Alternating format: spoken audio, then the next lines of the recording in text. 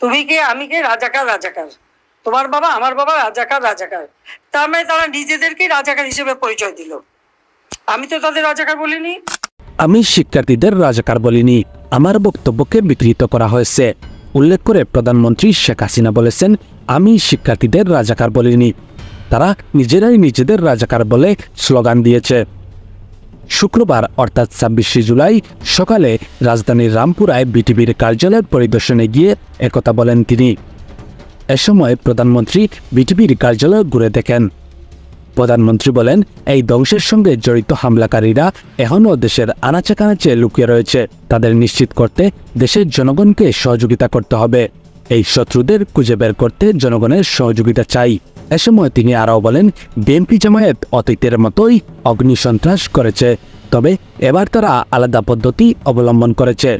দেশের সম্মান নষ্ট করতে এখন ফোন করে লন্ডনে বসে বিশ্বব্যাপী প্রবাসীদের উস্কে দেওয়া হচ্ছে। শামিল হোসেন, জিবিএস 24।